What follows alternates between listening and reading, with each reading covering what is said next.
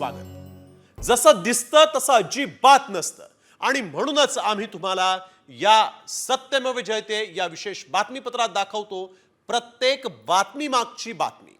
आणि आज या बातमीपत्राची सुरुवात करणार आहोत सगळ्यांसाठी अतिशय महत्त्वाच्या बातमीनं। ही बातमी तुम्ही नीट लक्ष देऊन ऐका आणि पहा, कारण उद्या देशभरात 300 जिल्ह्यांमध्ये मॉक ड्रिल केलं जाणार आहे। होय, देशभरात 300 जिल्ह्यांमध्ये उद्या महत्त्वाचं मॉक ड्रिल होणार आहे। युद्धाचा सायरन वाजणार आहे, मात्र हे खरं युद्ध नाही, तर युद्धाच्या वेळेस नेमकं काय करावं याची मॉक ड्रिल उद्या घेतलं जाणार आहे। ज्या देशांमध्ये सतत युद्धाचा धोका असतो तिथं हवाई हल्ल्याच्या सायरनचा वापर काही सेकंदाआधी इशारा देण्यासाठी केला जातो, ज्यामुळे लोकांना लपण्यासाठी थोडा वेळ मिळतो। मोठ्या शहरांमध्ये जर तुम्ही गर्दीच्या ठिकाणी असाल तर एअर सायरन रेड अलर्ट ऐकताच तुम्ही ताबडतोब जवळच्या सुरक्षित ठिकाणी जाऊन लपू शकता। हवाई हल्ल्याच्या पार्श्वभूमीवर सायरन अलर्ट मिळणार आहे। आणीबाणीच्या परिस्थितीत क्रॅश ब्लॅकआउट, शत्रूच्या हल्ल्यावेळेस सर्व लाईट्स बंद ठेवण्याचा सराव, महत्त्वाची ठिकाणं ओळखणार नाहीत अशा पद्धतीनं आच्छादित करावी। विद्यार्थी आणि सामान्य नागरिकांसाठी नागरी संरक्षण प्रशिक्षण, आपत्ती काळात स्थलांतर योजनेचा सराव। सायरन वाजल्यावर काय करावं? घरातले, दुकानातील, रस्त्यावरील सर्व लाईट्स बंद करा। लाईट सुरू राहिल्या शत्रूच्या विमानांच्या नजरेस लाईट्स पडतात। लाईट बंद केल्यावर घरातून बाहेर पडत सुरक्षित ठिकाणी जमावं। इलेक्ट्रॉनिक डिव्हाइस तातडीनं बंद करावीत। ज्वलनशील गोष्टी सुरक्षित जागी ठेवा। कोणी जखमी झालं तर त्याला सुरक्षित ठिकाणी हलवावं।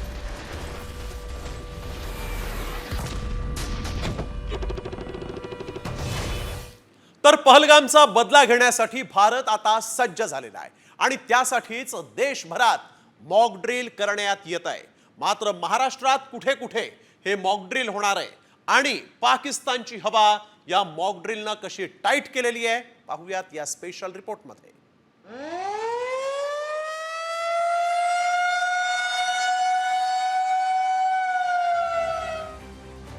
हा सायरन आहे युद्ध सज्जतेचा, पाकिस्तानला धडा शिकवण्याचा।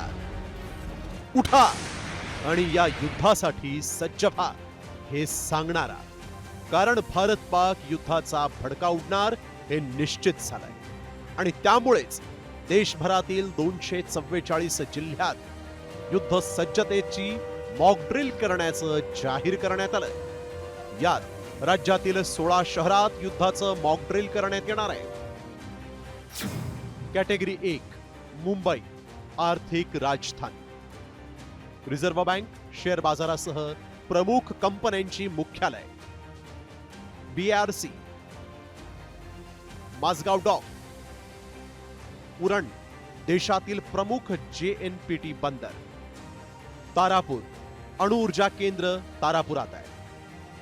कॅटेगरी 2 ठाणे, अंबरनाथ मध्ये ऑर्डिनन्स फॅक्टरी आणि औद्योगिक केंद्र, पुणे, NDA आर्मीचं दक्षिण विभागाचं मुख्यालय, हवाई दलाचं प्रमुख तळ आणि IT उद्योगांचं हब, पिंपरी चिंचवड, संरक्षण वाहन उद्योग निर्मितीचे कारखाने, IT हब पिंपरी चिंचवड मध्ये, Nashik, Deolali artillery centre, combat army aviation तळ, नोट छपाई कारखाना आणि हिंदुस्तान एरोनॉटिक्स लिमिटेड नाशकात आहेत। रोहा, नागोठणे, औद्योगिक केंद्र, पोलाद निर्मिती कारखाना, मनमाड, रेल्वे जंक्शन आणि कृषी केंद्र मनमाड मध्ये आहे। थळपायशेत RCFचा कारखाना आणि तेल शुद्धीकरण प्रकल्प आहेत। कॅटेगरी 3 संभाजीनगर, महत्वाचं औद्योगिक केंद्र, औषध निर्मिती तसंच जायकवाडी सारखं मोठं धरण छत्रपती संभाजीनगर मध्ये, भुसावळ, वरणगाव ऑर्डिनन्स फॅक्टरी, औष्णिक वीज प्रकल्प आणि महत्वाचं रेल्वे जंक्शन. रायगड फळ प्रक्रिया उद्योग, रत्नागिरी आणि सिंधुदुर्ग किनारी जिल्हे पर्यटनासाठी प्रसिद्ध आहेत. हे मॉकड्रिल म्हणजे प्रत्यक्ष युद्ध सुरू झाल्यानंतर नागरिकांनी कसं सुरक्षित राहावं याचं प्रात्यक्षिक इथं दिलं जाणार आहे. उद्याचे मॉकड्रिलसाठी आम्ही दुपारच्या वेळी आम्ही मॉकड्रिल करणार, परंतु जर असेल तर त्या पर्टिक्युलर भागामध्ये ज्या ते ब्लॅकआउट करायचे झालं तर आम्ही तिथल्या लोकांना आम्ही आधी त्यांची पूर्वकल्पना देऊ. याच्यामध्ये विशेष करून मॉकड्रिलमध्ये फायटर्स आणि काही मेडिक्स, पॅरामेडिक्स आणि NCCची मुले, NSSचे मुले आणि काही कॉलेजचे विद्यार्थी ज्यांनी व्हॉलंटियर वगैरे ट्रेनिंग वगैरे घेतले ते सहभागी होते. होय, देश युद्धासाठी सज्ज झाला. मॉकड्रिलचा निर्णयही घेतलाय. आता नागरिकांनी स्वतःच्या सुरक्षेसोबत देशहित लक्षात घेणं गरजेचं आहे. कारण हा युद्ध सज्जतेचा सायरनच असणार नाही, तर पाकिस्तानला जगाच्या नकाशावरून नष्ट करण्याचा इशारा असणार आहे.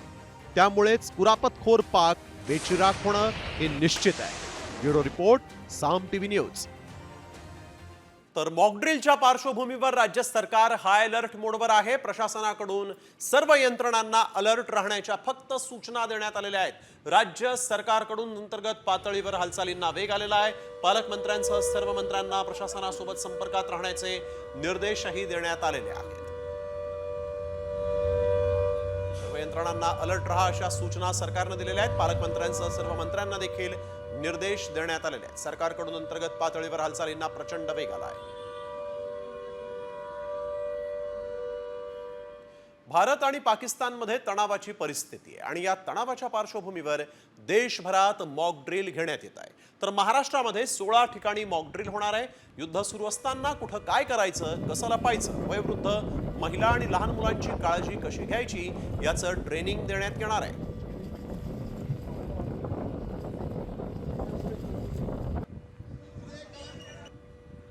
तर खरोखरच अशा प्रकारचा हल्ला झाला तर त्या अगोदर जे आहे एअर रेड सायरन त्या ठिकाणी वाचेल. एअर रेड सायरन म्हणजे काय, मुळात जे आहे आपल्या संस्थांकडे तशा प्रकारची रडारच्या माध्यमातून किंवा इंटेलिजन्सच्या माध्यमातून माहिती येणार. हार्डली आपल्याला काही सेकंदांचा ते 1 ते 2 मिनिटांचा वेळ त्या ठिकाणी मिळेल आणि मग या वेळेमध्ये लगेच आपण प्रॉम्प्टली प्रत्येक व्यक्तीनं ऍक्ट करणं आवश्यक आहे. समजा जर आपण मोकळ्या भागांमध्ये त्या ठिकाणी असू तर त्या ठिकाणी जे आहे फ्लॅट म्हणजे एक प्रकारे झोपणं ही जी आहे त्या ठिकाणी स्वतःच्या रक्षणासाठी जो आहे आपण त्याच्यात बचाव करावा, एक गोष्ट. किंवा रेल्वे स्टेशन त्या ठिकाणी तिथून जर आपल्याला थोडंसं दूर जाता आलं तर ते सुद्धा फायद्याचं त्या ठिकाणी ठरू शकेल, कारण त्या ठिकाणी हल्ला होण्याची शक्यता जास्त आहे.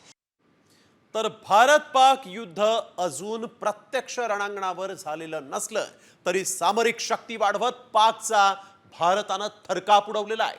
होय, आधुनिक क्षेपणास्त्र, लढाऊ विमानं, युद्धनौका यांच्या माध्यमातून भारत सामरिक शक्ती वाढवतोय आणि त्यामुळे युद्धासाठी भारत कशा पद्धतीनं सज्ज आहे पाहूयात या स्पेशल रिपोर्टमधून. भारताचा हल्ला, पाकिस्तानात प्रलय.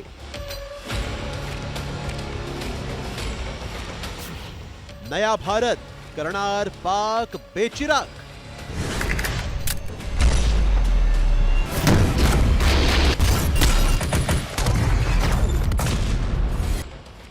स्वदेशी बनावटीचं प्रलय जगात भारी.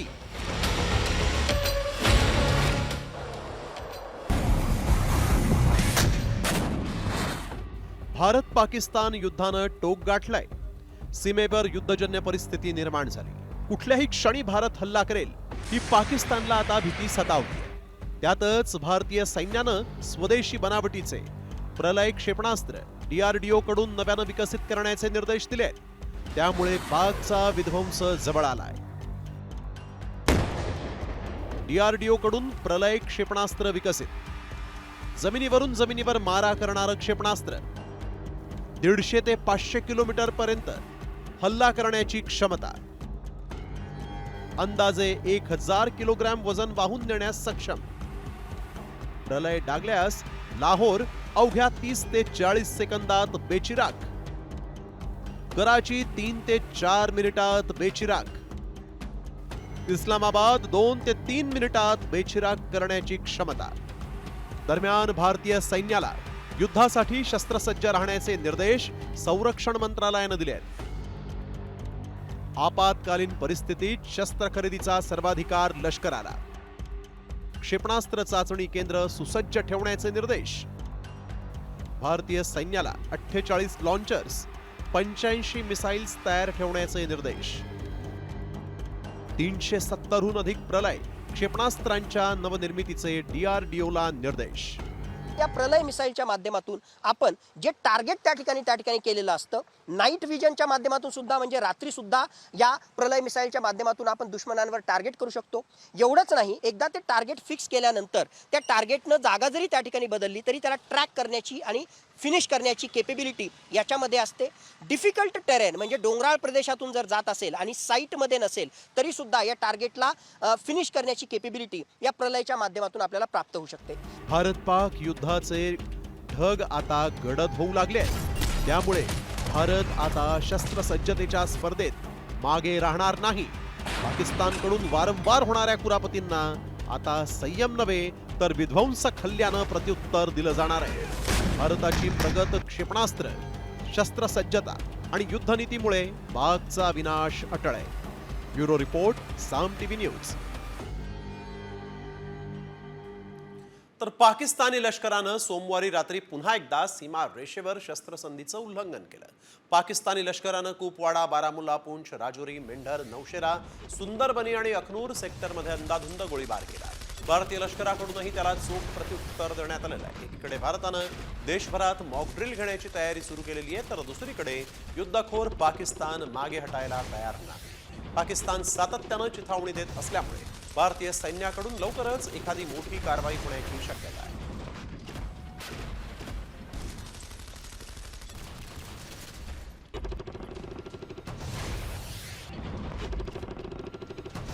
तर भारत पाकिस्तानवर हल्ला करण्याच्या भीतीनं पाकची गाळण उडाली आणि त्यामुळे पाकनं फुसक्या क्षेपणास्त्रांची चाचणी घेतली.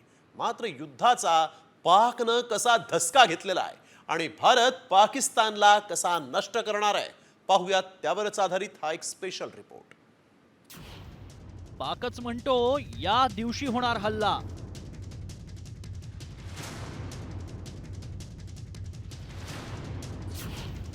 पाकच्या माजी राजदूताचा खळबळजनक दावा.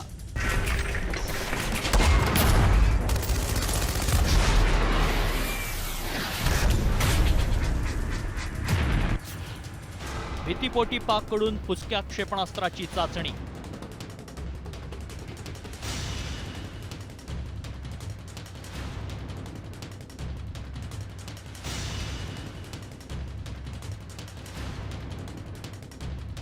पहलगाम हल्ल्यानंतर पाकिस्तानला भारताच्या कारवाईची भीती सतावतीये. भारताच्या कारवाईबाबत पाकिस्तानी पत्रकार, राजदूत आणि राजकारणी वेगवेगळे दावे करतायत. यातच पाकिस्तानचे दिल्लीतील माजी उच्चायुक्त अब्दुल बासित यांनी भारत कधी पाकिस्तानवर हल्ला करणार याची तारीखच जाहीर केली आहे.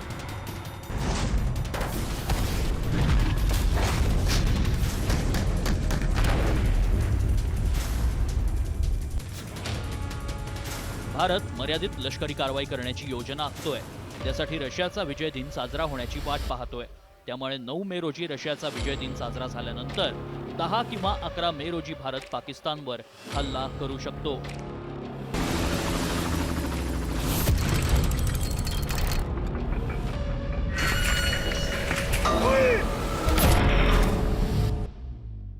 दरम्यान मॉकड्रिल घ्या असे गृह मंत्रालयाचे आदेश येताच पाकचा लष्कर प्रमुख चांगलाच घाबरलाय. दुसरीकडे पाकिस्तानी सेना भारताला धमकावण्यासाठी युद्धसराव करतेय. तसंच फतेह या क्षेपणास्त्राची चाचणी करण्यात आली. मात्र पाकचं हे क्षेपणास्त्र अवघ्या 120 किलोमीटर पर्यंतच मारा करू शकतं. 120 किलोमीटरचं जे क्षेपणास्त्र त्यांनी पाहिलेलं आहे ते शॉर्ट रेंज क्षेपणास्त्र आहे. ज्याला आम्ही टॅक्टिकल वेपन असं म्हणतो, त्याच्यापैकी ते एक आहे की समोर येणाऱ्या माणसावर सगळ्यात पहिल्यांदा कोण मारा करणार, तर 120 किलोमीटरवालं. तर आज 7 तारीख झाली आणि उद्या परवा जर भारताला अटॅक करायचा असेल असं यांना वाटतं तर ते फिजिबल, म्हणजे आमच्या दृष्टीने फिजिबल नाही की 3 दिवसाच्या आतमध्ये अटॅक होऊ शकतो. भारत पाकिस्तानवर कधी हल्ला करणार हे पंतप्रधान नरेंद्र मोदी आणि संरक्षण दलाचे प्रमुख ठरवतीलच. मात्र त्या आधीच भेदरलेल्या पाकनं नवनवे दावे करून पीडित असल्याचा आव आणलाय. अर्थात यामागे आंतरराष्ट्रीय स्तरावर पाठिंबा मिळवणं हाच हेतू असू शकतो. मात्र आता पाकचा हा हेतू पूर्ण होणं जवळजवळ अशक्य आहे. कारण पाकचे दाखवायचे आणि खायचे दात वेगळे आहेत याची प्रचिती इतर देशांना या आधीच आली आहे. ब्युरो रिपोर्ट, साम टीव्ही.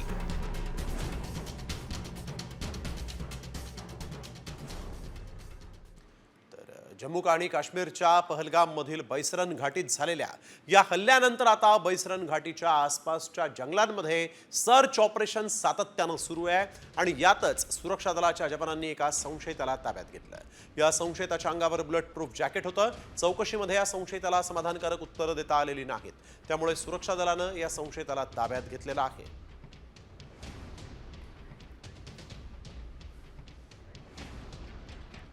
तर पाकिस्तानच्या अस्तित्वाला धोका निर्माण झाला तर या जगात कोणीही जिवंत राहणार नाही अशी पोकळ धमकी पाकिस्तानचा संरक्षण मंत्री ख्वाजा आसिफनं दिली आहे. जर पाकिस्तान जगू शकला नाही तर ते इतर कोणत्याही देशाला या ग्रहावर जिवंत राहू देणार नाही असंही ख्वाजा आसिफनं धमकावलंय.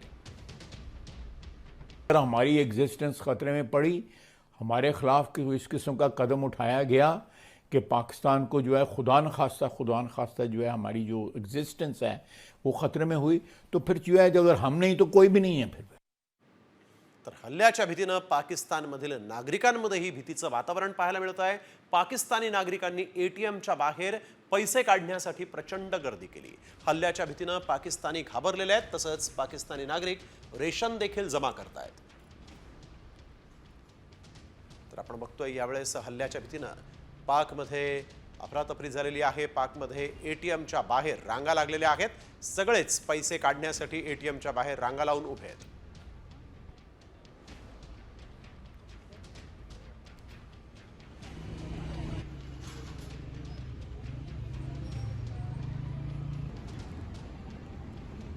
तर भारताच्या विरोधात युद्धाच्या वल्गना पाकला महागात पडणार आहे. पाक भिकेला लागणार आहे. कारण युद्धापूर्वीच पाक कंगाल होणार असल्याचं दिसतंय आणि हा इशारा आंतरराष्ट्रीय संस्थेनं दिलेला आहे.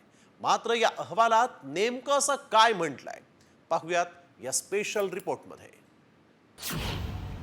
युद्ध न लढताच पाक भिकेला लागणार.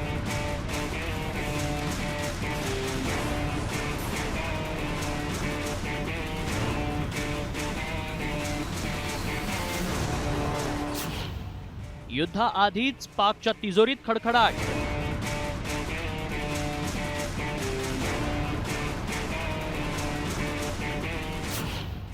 मूडीजच्या रिपोर्टनं पाकमध्ये खळबळ.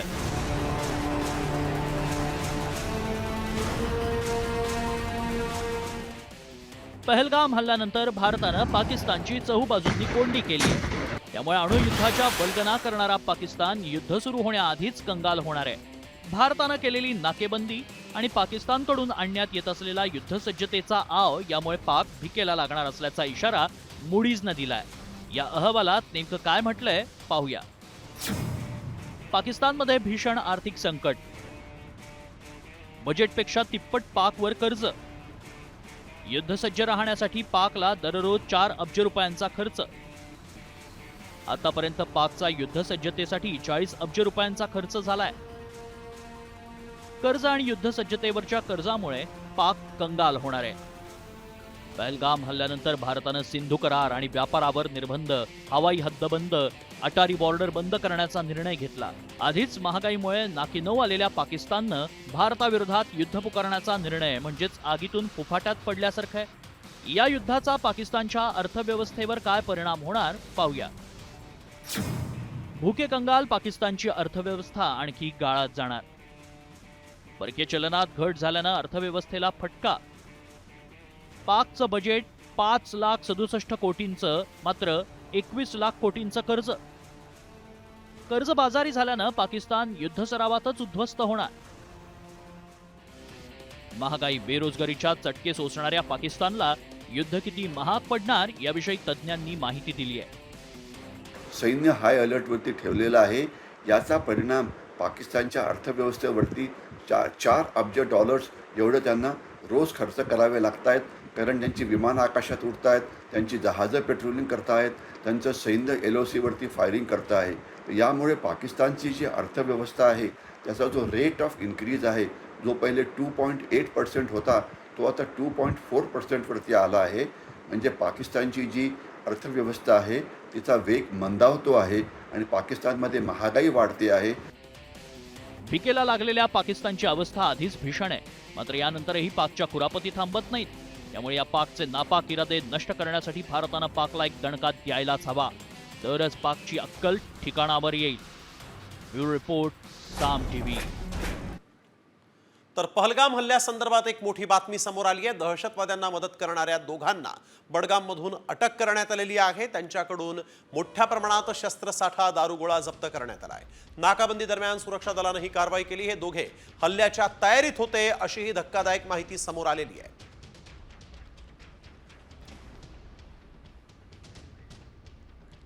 तर पाकिस्तानला सडेतोड उत्तर द्या, निष्पापांना धर्म विचारून मारणाऱ्यांना सोडू नका अशी मागणी ओवेसींनी केली.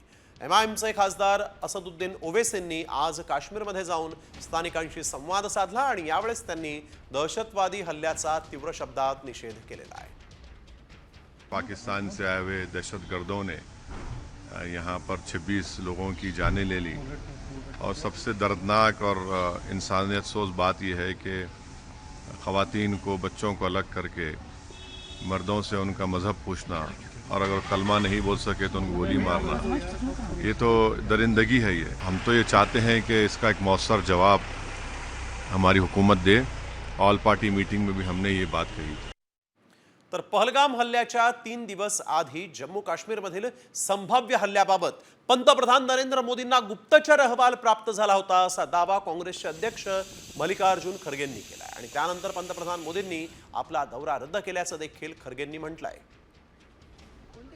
हमले के 3 दिन पहले ही वहां इंटेलिजेंस रिपोर्ट मोदी जी को भेजा था और उसी लिए मोदी जी ने कश्मीर जाने का प्रोग्राम कैंसल किया था. तर देश एक संध आहे हे जगाला सांगण्याची वेळ आता आलेली आहे असं शरद पवारांनी म्हटलंय. काश्मीरमधील हल्ल्यानंतर देशासमोर संकट उभं आहे, पण संकटावर मात करण्याची हिंमत देशात आहे असंही वक्तव्य शरद पवारांनी केलेलं आहे. शरद पवारांचं हे वक्तव्य आपण बघतोय. देश एक संघ आहे हे जगाला सांगण्याची वेळ आलेली आहे. संकटावर मात करण्याची देशात हिंमत असल्याचं शरद पवार म्हणतायत. आज आपण या ठिकाणी कार्यक्रमासाठी एकत्र आलो. संकट दिसतंय, पण त्या संकटावर मात करण्याची हिंमत या देशाच्या नागरिकांची आहे. नेमकं लोक मृत्यूमध्ये संबंधित हरवला, पण जमेची बाजू ही आहे की या संकटाच्या काळात संबंधित एकत्र राहिला. भारतीयांच्या रक्तानं माखलेले हात घेऊन पापी पाकिस्तान आता जगभरात क्षमेची भीक मागतोय. पण जिथं जाईल तिथं पाकला हुसकावून लावलं जात आहे. आता तर 193 देशांसमोर संयुक्त राष्ट्रात पाकची नाचक्की झालेली आहे. पाहूयात या रिपोर्टमध्ये. संयुक्त राष्ट्रानं पाकला फटकारलं.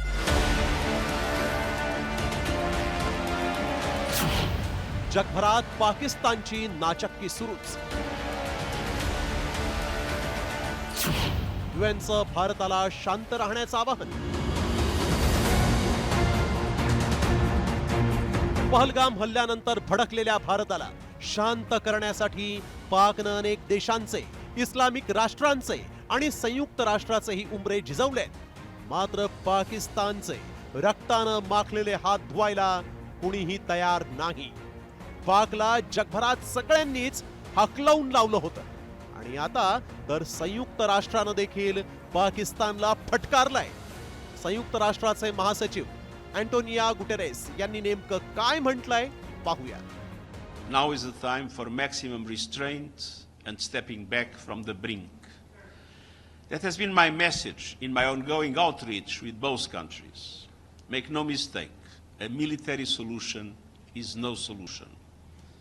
and I offer my good offices to both governments in the service of peace. The United Nations stands ready to support any initiative that promotes de-escalation, diplomacy, and the renewed commitment to peace. ऐकलत, भारताचा राग शांत करून आम्हाला वाचवा अशी याचना करण्यासाठी गेलेल्या या पाकिस्तानला संयुक्त राष्ट्रानं कसं सुनावलंय? हल्ल्याला जबाबदार असणाऱ्या प्रत्येकाला शिक्षा झालीच पाहिजे असं खुद्द संयुक्त राष्ट्र संघाला देखील वाटतंय आणि त्यामुळे आता पहलगाम हल्ला घडवणाऱ्या पाकिस्तानला अद्दल घडवण्यासाठी भारतही सज्ज आहे.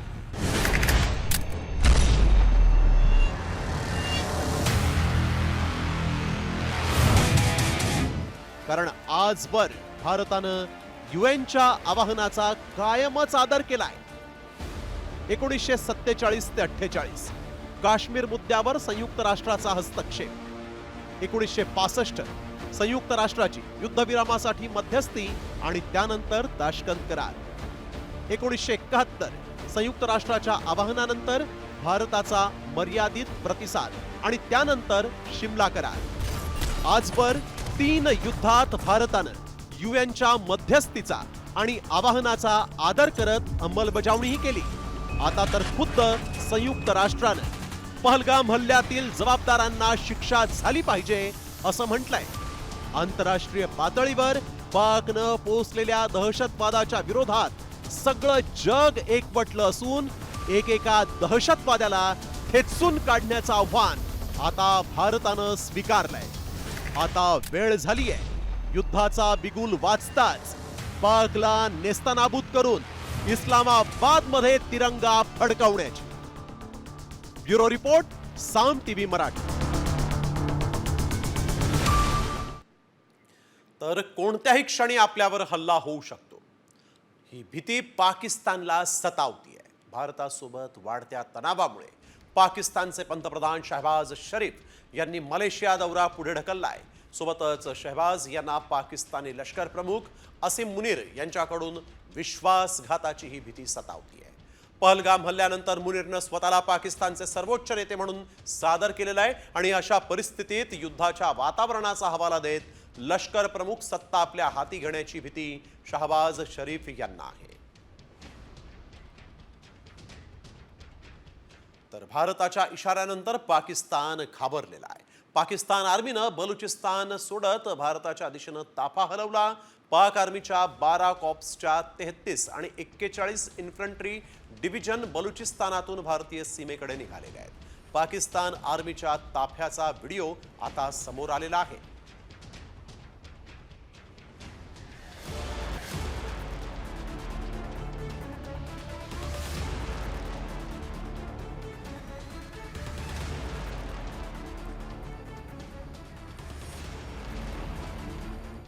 दहशतवादाविरुद्ध लढण्यासाठी अमेरिका भारताला मदत करेल. अमेरिकेच्या सभागृहाचे अध्यक्ष माईक जॉन्सन यांनी या संदर्भातली माहिती दिलेली आहे.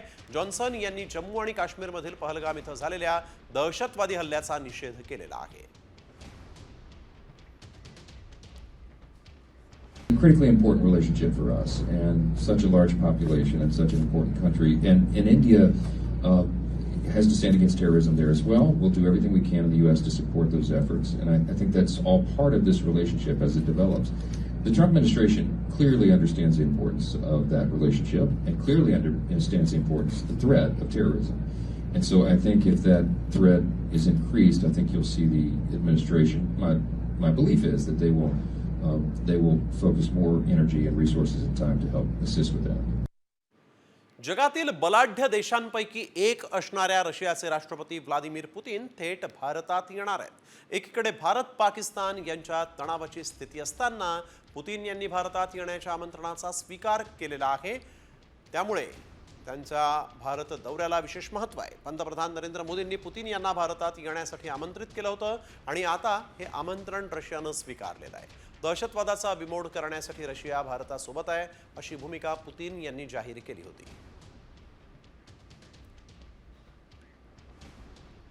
भारताच्या कारवाईमुळे पाकिस्तान सरकार घाबरलंय. पाकिस्तानचे संरक्षण मंत्री ख्वाजा मोहम्मद आसिफ यानं पाकिस्तानवर हल्ला होण्याची भीती व्यक्त केली. भारत कधीही हल्ला करू शकतो असं आसिफनं म्हटलंय. पाकिस्तानी सैन्याला पूर्णपणे सज्ज ठेवण्यात आल्याचंही यावेळेस आसिफनं दावा करताना म्हटलं. भारत नियंत्रण रेषेजवळ कुठेही हल्ला करू शकतो असाही दावा आसिफनं केलेला आहे. भारत कधीही हल्ला करू शकतो, त्यामुळे पाक सैन्याला पूर्णपणे सज्ज ठेवण्यात आलेला आहे. भारत नियंत्रण रेषेजवळ कोणत्याही ठिकाणी हल्ला करू शकतो. हल्ला केल्यास नवी दिल्लीला योग्य उत्तर देणार असल्याच्या बाता या आसिफनं ठोकलेल्या आहेत. तर भारतानं जम्मू आणि काश्मीरमधील बगलिहार आणि सलाल धरणाचे दरवाजे बंद केले आहेत आणि त्यामुळे येत्या काळात पाकिस्तानात अराजकता माजण्याची शक्यता आहे. चिनाब नदीच्या पाण्याची पातळी लक्षणीयरित्या कमी झालेली आहे. पाणी पुरवठा कमी झाल्यामुळे खरीप हंगामात पाकिस्तानला तीव्र पाण्याची टंचाई भासू शकते. खरीप हंगामाच्या सुरुवातीच्या काळात पाकिस्तानला 21% पाण्याची टंचाई भासू शकते. तर आपण बघतोय खरीप हंगामात पाकची पाणी कोंडी भारतानं केलेली आहे. चिनाब नदीचं पाणी पंजाब आणि सिंध प्रांतासाठी मोठा स्रोत आहे. पाकिस्तानच्या पंजाब आणि सिंध प्रांताला यामुळे नुकसान होणार आहे. पाकिस्तानात पिण्याच्या पाण्याची टंचाई निर्माण होईल. गहू धान पिकवणाऱ्या शेतकऱ्यांना त्याचा फटका बसेल. पाकिस्तानात अन्नधान्याची टंचाई निर्माण होईल. तर इस्रायलनं येमेनमधील हुदायदाह या बंदरावर हवाई हल्ला केलेला आहे. इस्रायलच्या बेन गुरियन विमानतळाजवळ हुती बंडखोरांनी केलेल्या बॅलिस्टिक क्षेपणास्त्र हल्ल्याला प्रत्युत्तर म्हणून हा हल्ला करण्यात आला. रविवारी येमेनच्या हुती बंडखोरांनी एक बॅलिस्टिक क्षेपणास्त्र डागलं होतं, जे इस्रायलच्या मुख्य बेन गुरियन विमानतळाजवळ पडलं आणि या हल्ल्यात अनेक जण जखमी झालेले आहेत. इस्रायलनं प्रत्युत्तर दिलं आणि येमेनवर हवाई हल्ला केलेला आहे.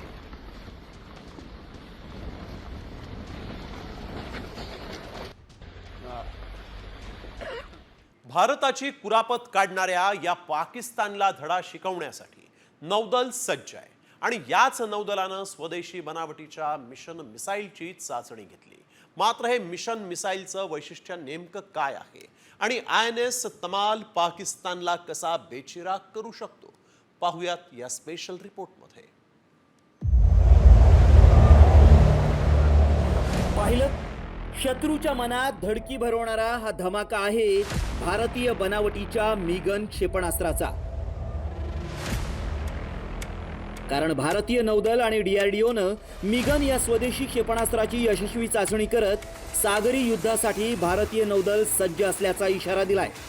मात्र या मिगन क्षेपणास्त्राची वैशिष्ट्ये काय आहेत ती देखील आपण पाहूया. मिगन पूर्णपणे भारतीय बनावटीचं क्षेपणास्त्र आहे. नौदलाच्या जहाजांवरून हे क्षेपणास्त्र डागता येईल. समुद्रातील शत्रूंच्या लक्ष्यांवर अचूक मारा करण्याची क्षमता आहे. भारतीय नौदलाची संरक्षण सज्जता अधिक मजबूत आहे. एकीकडे पाकिस्तान, चीन आणि तुर्कांच्या भरवशावर भारताला आव्हान देण्याचा प्रयत्न करतोय. त्या पार्श्वभूमीवर पाकिस्तानला कानोकान खबर लागायच्या आत जगातील शक्तिशाली रशियन बनावटीची स्टेल्थ गाइडेड INS तमाल भारताच्या ताफ्यात दाखल होणार आहे. मात्र या युद्धनौकेचं वैशिष्ट्य काय आहे पाहूयात. तमाल युद्धनौकेचा वेग 30 नॉटिकल मैल इतका आहे, तर वजन सुमारे 3900 टन इतकं आहे. जहाज विरोधी ब्राह्मोस मिसाईल डागता येण्याची क्षमता आहे. शत्रूच्या पाणबुडीवर हल्ल्यासाठी अँटी सबमरीन रॉकेट्स आणि टॉर्पिडो आहेत. तमाल युद्धनौकेवर हेलिकॉप्टर देखील तैनात करता येतं. भारताकडे INS Vikrant, INS Surat, INS Visakhapatnam यासारख्या विनाशिका आणि युद्धनौका आहेत. त्यामुळे आधीच पाकला पळताभुई थोडी झाली आहे. मात्र आता मिगम आणि INS तमालमुळं नौदलाला किती ताकद मिळणार ते देखील पाहूयात. आपल्याकडे ह्या ज्या पाणबुड्या आहेत, तमास आहे, ब्रह्मोस आहे, अरियंत आहे, या सगळे इतके पॉवरफुल आहेत आणि तिन्ही हवेतूनही, त्याच्यानंतर पाण्यामधून आणि वरून देखील याचा तिन्ही ठिकाणी उपयोग होतो. आणि आज इतकी आधुनिक शस्त्र आहेत ही आता. आणि आताची एक मोठी महत्त्वाची बातमी समोर येते. हवाई अभ्यास करण्यासाठी भारतीय हवाई दलानं वैमानिकांना नोटीस जारी केलेली आहे. भारत पाकिस्तान सीमेवर हवाई अभ्यास केला जाणार आहे. राफेल, सुखोई, जॅग्वार तसंच चीता हेलिकॉप्टरनं युद्धासाठी तयारी केली जाणार आहे. महत्त्वाची बातमी आपण बघतोय. हवाई अभ्यासासाठी नोटीस जारी झालेली आहे. उद्याच भारतीय जवान हा हवाई अभ्यास करणार आहेत. भारत पाकिस्तान सीमेवर हा हवाई अभ्यास होणार आहे. एक अतिशय महत्त्वाची बातमी. हवाई अभ्यासासाठी नोटीस जारी झाली.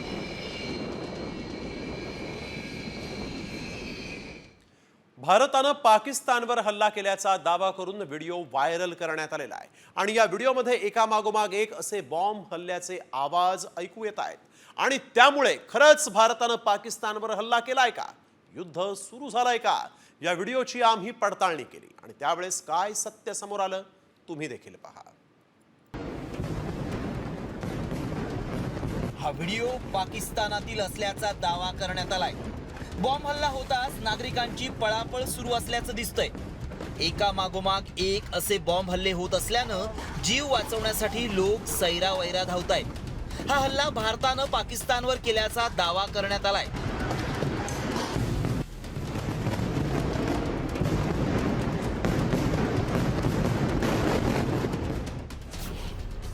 भारताचा पाकिस्तानवर हल्ला.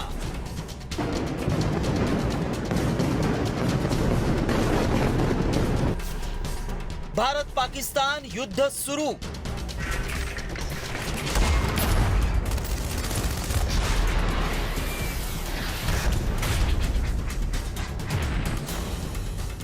व्हायरल व्हिडिओ मागचं सत्य काय?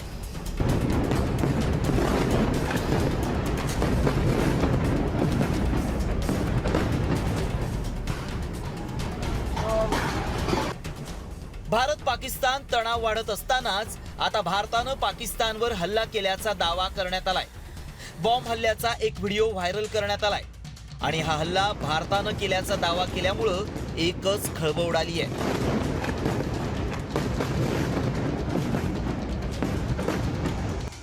या हल्ल्यावेळी पाकिस्तानी नागरिक जीव वाचवण्यासाठी पळत असल्याचा दावा करण्यात आलाय. मात्र भारतानं खरंच पाकिस्तानवर हल्ला केलाय का? हा व्हिडिओ आत्ताचा आहे का? या व्हायरल व्हिडिओची आम्ही पडताळणी सुरू केली. त्याआधी मेसेजमध्ये काय दावा केलाय पाहूयात. भारतीय सैन्यानं पाकिस्तानमधील सियालकोटवर हल्ला केला. बॉम्ब हल्ला केल्यामुळे सियालकोटमध्ये दहशत पसरली आहे.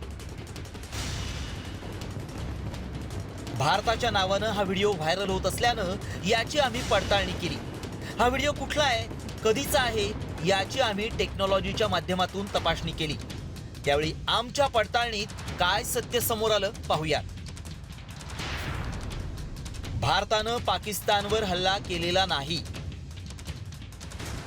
व्हायरल व्हिडिओ 9 नोव्हेंबर 2023 सालातला आहे. हा व्हिडिओ उत्तर गाझा पट्टीतला असल्याचं समोर आलंय. इंडोनेशियन रुग्णालयाभोवती इस्रायलींकडून कब्जा करण्यात आला त्यावेळेचा हा व्हिडिओ आहे. पाकिस्तानी सैन्य स्वतः जम्मू काश्मीरमधील नियंत्रण रेषेवर सतत युद्धबंदीचं उल्लंघन करतोय. गेल्या 10 ते 12 दिवसांपासून पाकिस्तानकडून सतत शस्त्रसंधीचं उल्लंघन केलं जातंय. पाकिस्तानच्या गोळीबाराला भारतीय सैन्यानंही चोख प्रत्युत्तर दिलंय. मात्र भारताच्या नावानं व्हायरल होत असल्याचा व्हिडिओ जुना असून भारतानं पाकिस्तानवर हल्ला केल्याचा दावा आमच्या पडताळणीत असत्य ठरलाय. ब्युरो रिपोर्ट, साम टीव्ही न्यूज.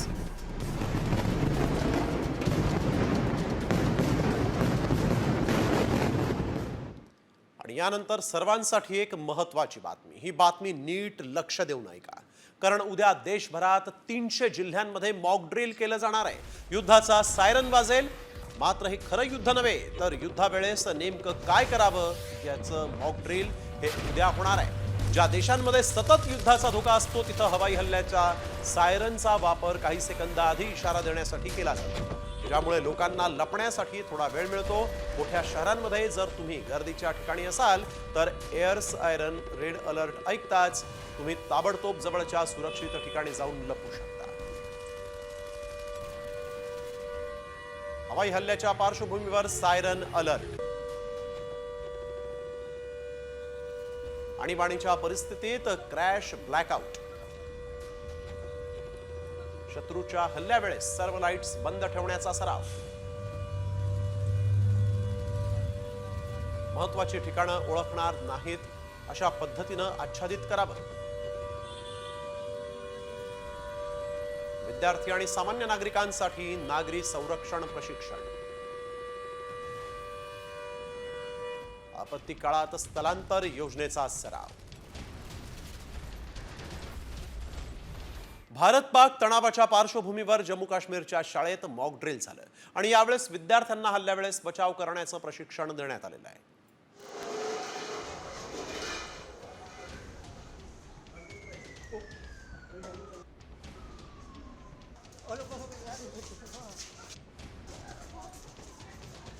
जम्मू काश्मीरच्या शाळेमध्ये हे मॉक ड्रिल पार पडलेलं आहे. यावेळेस विद्यार्थ्यांना हल्ला झाला तर स्वतःचा बचाव नेमका कसा करावा याचं प्रशिक्षण देण्यात आलेलं आहे.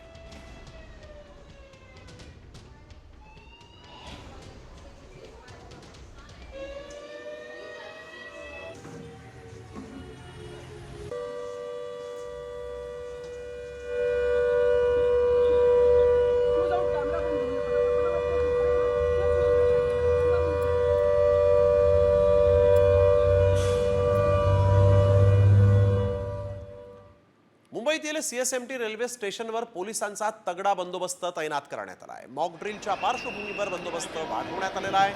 लोकलचीच तसंच लोकलमधून प्रवास करणाऱ्या प्रवाशांच्या बॅगची पोलिसांनी तपासणी केलेली आहे. भविष्यात जर युद्धजन्य परिस्थिती आली तर कशा पद्धतीने अलर्ट राहायचं याबाबतची माहिती यावेळेस देण्यात आली.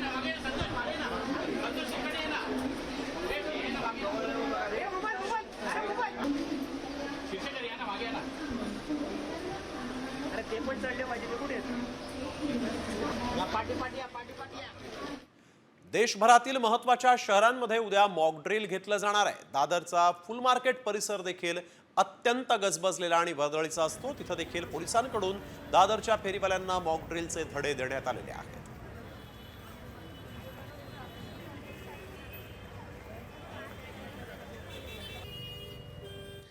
आणि आता राज्यातली एक महत्त्वाची राजकीय बातमी. राज्यातील स्थानिक स्वराज्य संस्थांच्या निवडणुका या पुढील 4 महिन्यात घ्या असा महत्त्वपूर्ण आदेश सुप्रीम कोर्टानं दिलाय. आणि त्यामुळे राज्यातील मुंबई, पुणे, नाशिक, नागपूर यासह रखडलेल्या पालिका, झेडपी आणि पंचायत समित्यांच्या निवडणुकीचा मार्ग मोकळा झालाय. महाराष्ट्रातील स्थानिक स्वराज्य संस्थांच्या निवडणुकीची अधिसूचना पुढील महिन्याभरामध्ये काढा आणि त्यानंतर 4 महिन्यांमध्ये निवडणुकीची प्रक्रिया पूर्ण करा असे निर्देश सुप्रीम कोर्टानं राज्य सरकार आणि निवडणूक आयोगाला दिलेले आहेत. सर्वोच्च न्यायालयाने आज सांगितलेलं आहे की लोकल स्थानिक स्वराज्य संस्थांचे इलेक्शन हे 4 आठवड्याच्या आत त्याचं नोटिफिकेशन निघायला पाहिजे आणि 4 महिन्याच्या आत इलेक्शन घेतले गेले पाहिजे. तर ओबीसी आरक्षणासह स्थानिक स्वराज्य संस्थांच्या निवडणुका घेण्याचे निर्देश सुप्रीम कोर्टानं दिलेले आहेत. त्यामुळे ओबीसींसाठी एक मोठा दिलासा मिळाला आहे. ओबीसी आरक्षणामुळेच या निवडणुकीला स्थगिती देण्यात आली होती. गेल्या 3 वर्षांपासून रखडलेल्या निवडणुका पुन्हा जुन्याच धोरणानुसार घेण्याचे निर्देश सुप्रीम कोर्टानं दिलेले आहेत. त्यामुळे आता ओबीसींना दिलासा मिळाला आहे.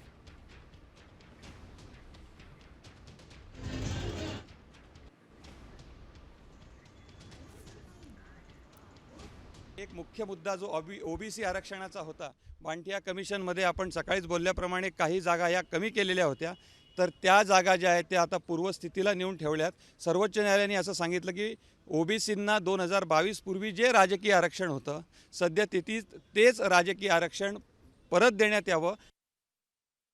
तर सुप्रीम कोर्टानं नेमके काय निर्देश दिलेले आहेत पाहूयात. 4 महिन्यात स्थानिक स्वराज्य संस्थांच्या निवडणुका घ्या. 4 आठवड्यांच्या आत निवडणुकीची अधिसूचना काढा. 2022 पूर्वीच्या धोरणानुसार निवडणुका घेण्याचे निर्देश. ओबीसी आरक्षणासह स्थानिक स्वराज्य संस्थांच्या निवडणुका. विशिष्ट प्रकरणातच निवडणुकीसाठी मुदत वाढवून मिळणार. तर ओबीसी आरक्षणासह स्थानिक स्वराज्य संस्थांच्या निवडणुका घेण्याच्या सुप्रीम कोर्टाच्या निर्णयाचं राष्ट्रवादीचे नेते छगन भुजबळांनी स्वागत केलं आहे. तर आत्तापर्यंत निवडणुका का टाळल्या याचं उत्तर कुणाकडेही नसल्याचं आमदार जितेंद्र आव्हाडांनी म्हटलंय.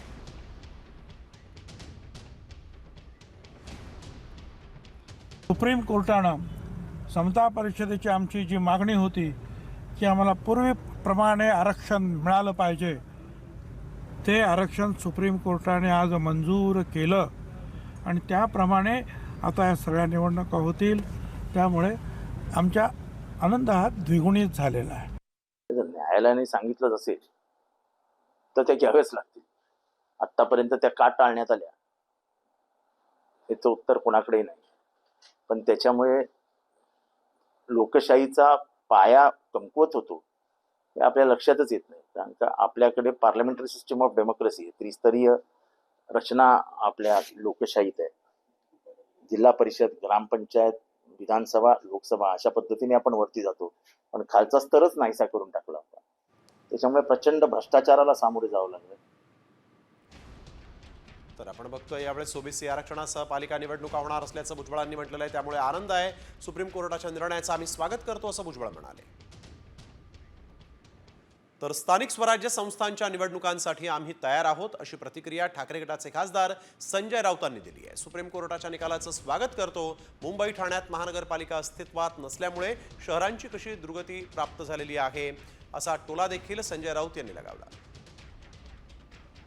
आम्ही वारंवार मागणी करत होतो की स्थानिक स्वराज्य मतदारसंघाच्या निवडणुका घेणं गरजेचं आहे. महापालिका, जिल्हा परिषदा, नगरपालिका इथे जर लोकप्रतिनिधींचं सरकार नसेल, लोकांनी कामं कोणाकडे घेऊन जायची, विकास कसा होणार? हा निकाल आलेला आहे. या निकालाचं आम्ही स्वागत करतो. 4 महिन्यात निवडणुका घ्यायच्या आहेत आणि आमचा युद्ध सराव आधीच झालेला आहे. वळूया पुढील बातमीकडे. एक महत्त्वाची राजकीय बातमी. शिवसेना पक्ष आणि चिन्हाबाबत उद्या सुप्रीम कोर्टात सुनावणी होणार आहे. तब्बल 1.5 वर्षांनंतर ही सुनावणी होतीये. जर एखादी केस लावून घेणं महत्त्वाचं असतं, मात्र प्रकरण सुप्रीम कोर्टाच्या यादीवर आणणं किती मोठं दिव्य असतं हे यावेळेस अनुभवलं असं ॲडव्होकेट असीम सरोदेंनी म्हटलं आहे. आणि इतकं करूनही शिवसेनेची पिटिशन 43व्या क्रमांकावर लागली आहे. त्यामुळे 7 तारखेला सुनावणी घ्या असं कोर्टासमोर उभं राहून सिनियर काउन्सिलनं मुद्दाम मेन्शन केलं पाहिजे असंही सरोदे यांनी म्हटलेलं आहे.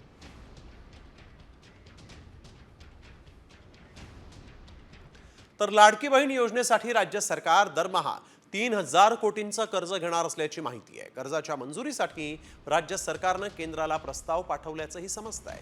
चालू आर्थिक वर्षात राज्य सरकार एकूण 1,32,000 कोटींचं कर्ज घेणार आहे आणि यातील दरमहा 3000 कोटी लाडकी बहीण योजनेसाठी वापरण्यात येणार असल्याची माहिती आहे. इतर विभागांचा निधी लाडक्या बहिणींसाठी वळवल्यामुळे मंत्र्यांनी नाराजी व्यक्त केली होती आणि त्यावर तोडगा म्हणून हा निर्णय घेण्यात आल्याचं कळत आहे.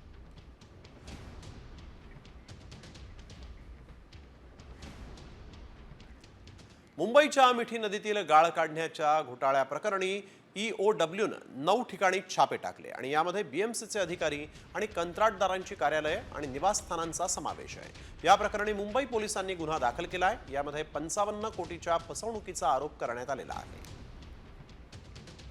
अधिकारी कंत्राटदारांच्या कार्यालयावर छापे टाकण्यात आलेले आहेत. नदीचा गाळ काढण्याचा घोटाळा समोर आलेला आहे.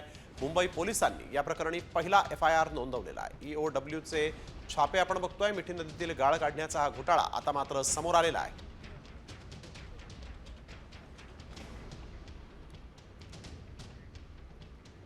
पुणे जिल्ह्याला पुढील 4 दिवस येलो अलर्ट देण्यात आलेला आहे. उद्या वादळी वाऱ्यासह पावसाचा इशाराही देण्यात आलेला आहे. सध्या गुजरात आणि राजस्थानमध्ये एक चक्रीय स्थिती सक्रिय झाली आहे. उत्तर महाराष्ट्रातील अनेक भागांमध्ये वादळी वाऱ्यासह पावसाची नोंद झाली. काही ठिकाणी गारपीटही झालेली आहे. त्यामुळे पुण्यातही हवामानात बदल जाणवू लागलेला आहे. गेल्या 2 दिवसांपासून पुण्याच्या तापमानात घट झालेली आहे.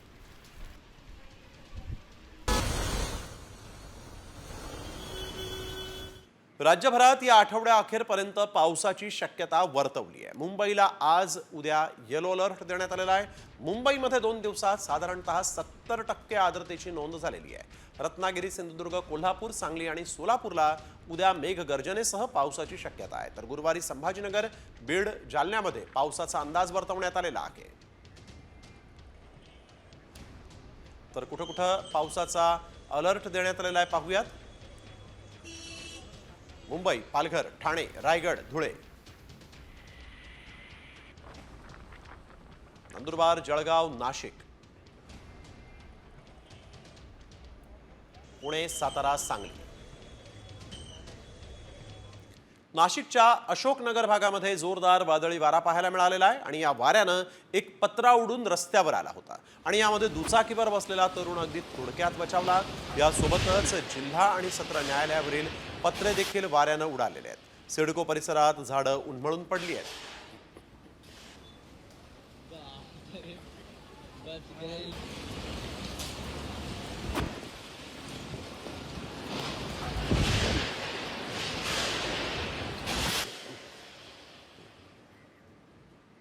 संभाजीनगरच्या वैजापूर तालुक्यामध्ये जोरदार गारांचा पाऊस झालेला आहे। बाजाठण इथं गारांचा सडा पडला होता। वैजापूर, कन्नड, सिल्लोड, सोयगाव या भागामध्ये काही ठिकाणी गारांचा पाऊस झाला तर खुलताबाद तालुक्यात देखील जोरदार वादळी वारा झालेला आहे।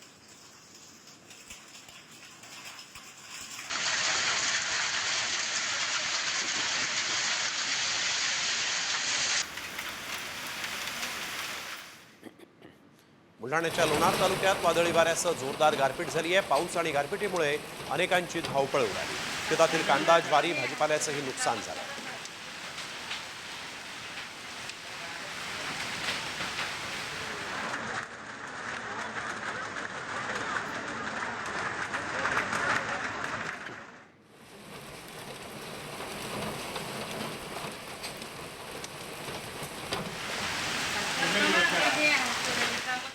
तर रायगड जिल्ह्यातील माणगावमध्ये भीषण अपघात झालेला आहे आणि यामध्ये 3 जणांचा जागीच मृत्यू झाला।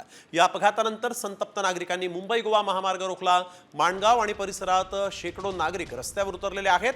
दोन्ही बाजूची वाहतूक पूर्णपणे ठप्प करण्यात आली। महामार्गावर वाहनांच्या लांबच लांब रांगा लागल्या आहेत। मात्र पोलिसांनी मध्यस्थी केल्यानंतर हे आंदोलन मागे घेण्यात आलेलं आहे। मोरबे माणगाव मार्गावर भरधाव ट्रॅव्हलर्सनं 3 जणांना चिरडलं होतं। यामध्ये 2 पुरुष आणि एका महिलेचा मृत्यू झाला होता।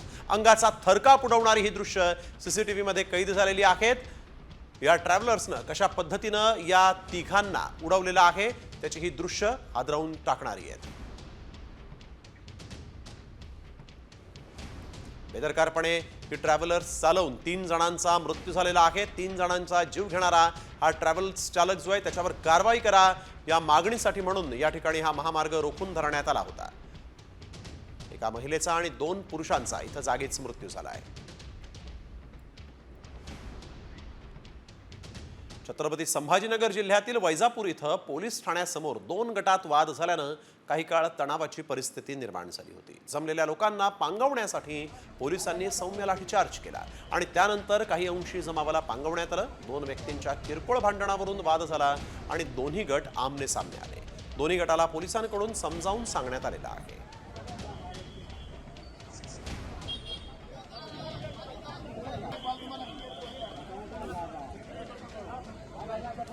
सिंधुदुर्गातील दोडामार्ग कोल्झर परिसरात हत्ती आता थेट वस्तीत यायला लागलेले आहेत आणि त्यामुळे ग्रामस्थ भयभीत झाले आहेत। गेले 2 ते 3 दिवस या भागामध्ये हत्तींनी ठाण मांडलेलं आहे। फळबागांचं प्रचंड नुकसान करतायत। हत्ती पकड मोहिमेची वन